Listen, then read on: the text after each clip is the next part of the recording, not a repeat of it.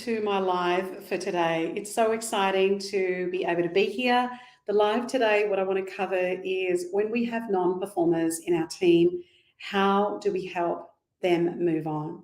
It is so important to talk about this topic because one of the things that happens is one end of the live that I've covered is how to attract the right people into our businesses because a lot of us are actually very short staffed running SMEs and we want to be able to have the right people in our businesses.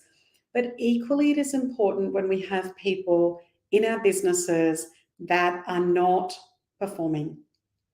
And why do we want to move them on? Well, firstly, the very simple thing and the reason that we want to move them on is because they are an expense and we are not getting the output. So every input needs to have a matched output, right? Very simple things. What we eat needs to have input and output, unless you want to gain lots of weight. When it comes to our businesses, the same analogy applies. We want to be able to give input into our people. We want to give them training. We want to pay them, but also they need to produce the outputs. If we've got low performing people, our input is not matching the output. We are giving them lots of training, lots of opportunities to be amazing, and however, they are not delivering in terms of what is ahead of them.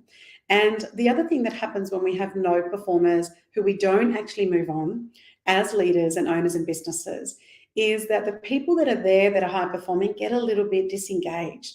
They start to wonder, why is it that we are putting up with, why is the owner of this business putting up with this non-performer? And they also start to become disengaged, thinking, well, they seem to be getting paid. And here I am going above and beyond, doing so many other things in this business, helping my team, helping the owner, helping my leader. And however, I'm not paid any more for that, yet this person gets paid. So having a non-performer in your team also starts to have an impact in terms of the culture that you've organised in your team as well. It's so important to be able to do that. I know that my coaching program live that I'll be starting at the end of this month will go a lot more into how to manage people and how to actually ensure that not only do you have the right people, but you also have, we're able to move on the non-performers. So how do we work out and what do we deal with them? Well, in most businesses, now in Australia, there are some rules and regulations depending on what industry you're in. If you have below a certain number of employees, and in some cases it's 12 to 15, but you want to check that out in terms of this, the industry specifics.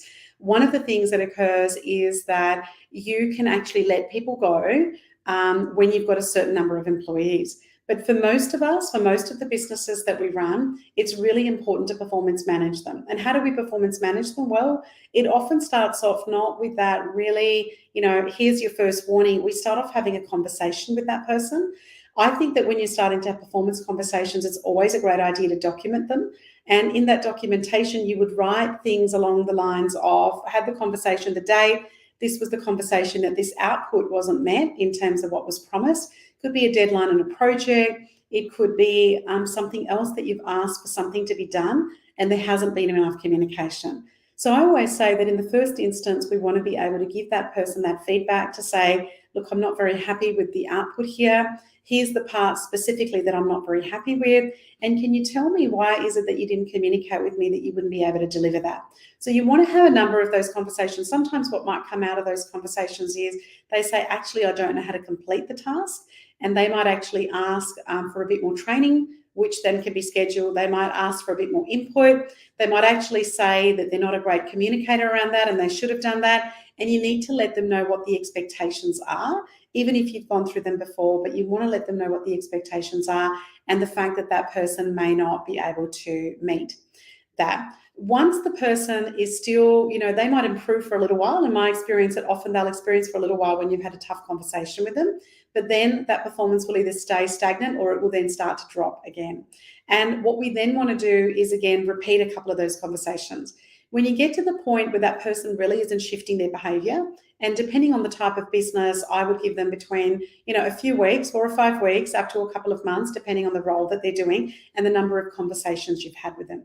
I always say that if we've had a conversation, not every day that you're not doing that, but there could be, you need to have empathy as a leader and as an owner, but we then also want to be able to understand how is it that what we need to do to help them, but what they need to do to be able to help being able to deliver the things that they've said that they're going to deliver.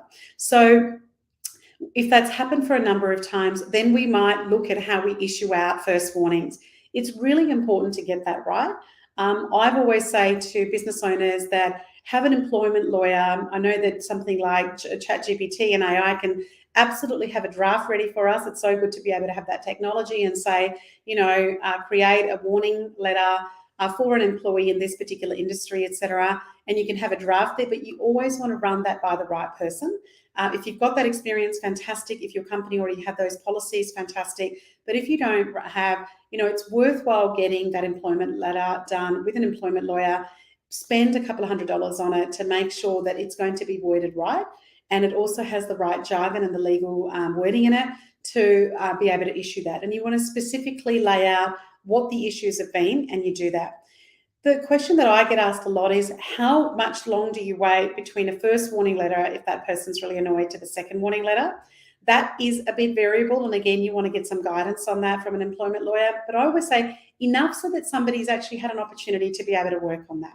In my different businesses and in my experiences, I've given people up to about 3 months between the first warning letter and the second warning letter, as long as I've seen some improvement. Because often, as I said, they'll start to improve a bit, stagnate, and then the performance goes back down again.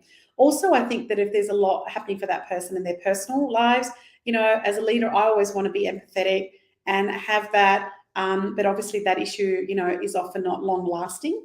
And if their performance doesn't continue to increase, then we want to then be able to issue out a second warning letter. And then you also want to be able to say to them that if there is a third warning letter, you want to be able to do that they will actually be let go. And again, their package and their leave and stuff, that you would incorporate that into their letter in terms of how that would work.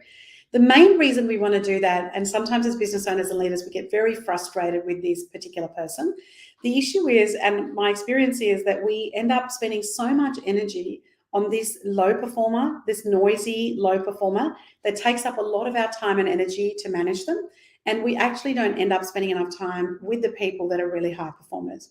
So it's so important that when you look at your time that you allocated, you absolutely take some time to manage and performance manage your low performer, but you also don't want to, put all your time, energy into that. Keep going up and praising as a leader and as a business owner the people that are performing, that are doing an amazing job for you. Don't forget about them. If they ask about the low performer, obviously you can't go into details from a confidentiality perspective, but you say, look, they're being managed and we're working through a particular process and they don't need to know any more than that.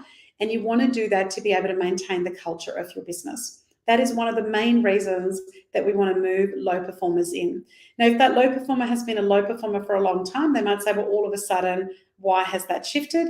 And you need to be able to explain to them whether that role has shifted or the accountability shifted. But again, be very clear in all your communications, what you expect them to do. Be very clear the fact where in the position description they're not meeting where that's happening.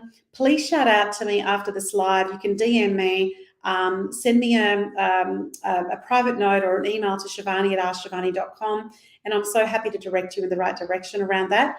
But just know that the cost of the low performer is more than that low performer's income and their salary. It is a lot bigger than that. It can really create a disgruntled team. It can really affect the morale of your team. And you want to be able to work out a process and a system. If you've got a low performer that continues to be a low performer, in terms of how you're going to manage to get them out. Thank you for tuning in today. I so appreciate it. If you'd like to know more about the Grow 7-week live coaching program that you'll do with me, the doors are only open for another 4 days. We'd love to have you join that. Once a week, we will go through that, and the details are on there, but it's basically askshivani.com/grow, or reach out to me and I can send you the link. And if you'd like to hop on a call with me for 30 minutes as a discovery call, let's talk about you and your business and what's happening with your people and your growth and how you're trying to scale. And would love to be able to help you work out how you get to the goals that you've got desired. Thanks for tuning in today. Bye for now.